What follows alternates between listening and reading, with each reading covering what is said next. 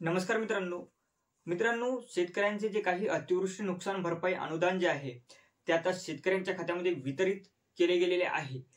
पण बऱ्याचशा ज्या काही शेतकरी आहेत त्यांची केवायसी लेट झाल्यामुळे त्यांचे जे काही अनुदान आहे अतिवृष्टी नुकसान भरपाई अनुदान जे आहे ते अद्यापही शेतकऱ्यांच्या खात्यामध्ये जमा झालेले नाही। याविषयी सविस्तर अशी माहिती आपण आजच्या या व्हिडिओमध्ये पाहणार आहोत। तर व्हिडिओ शेवटपर्यंत पहा व तुम्ही जर आपल्या श्रीकांत युट्यूब चॅनलवरती नवीन आला असाल तर चॅनलला सबस्क्राइब करून बेल आयकॉनला ऑल करा। अशी नवनवीन अपडेट सरकारी योजनांबद्दल माहिती आपल्या चॅनलवरती आपण देत असतो।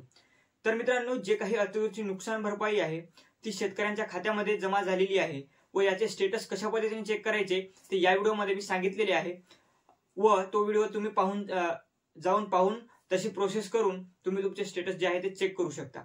तर मित्रांनो आता ज्या शेतकऱ्यांची केवायसी कंप्लीट झालेली आहे पण अद्यापही पैसे जे आहेत ते जमा झालेले नाहीत त्या शेतकऱ्यांचे अनुदान कधीपर्यंत जमा होणार आहे तर त्या शेतकऱ्यांचे जे काही अनुदान आहे ते जमा होण्यासाठी जवळपास मार्च महिन्याच्या अगोदर म्हणजे हा महिना संपण्याच्या अगोदर तुमच्या खात्यामध्ये जे काही रक्कम तुमची आहे ती जमा केली जाणार आहे।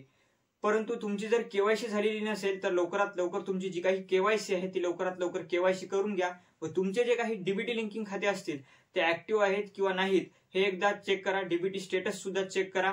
त्यानंतर तुमच्या खात्यामध्ये जे आहे ते अनुदान अतिवृष्टी नुकसान भरपाई जी आहे ती तुमच्या खात्यामध्ये जमा होणार, अन्यथा तुम्हाला या योजनेचा जो काही लाभ आहे तो मिळणार नाही।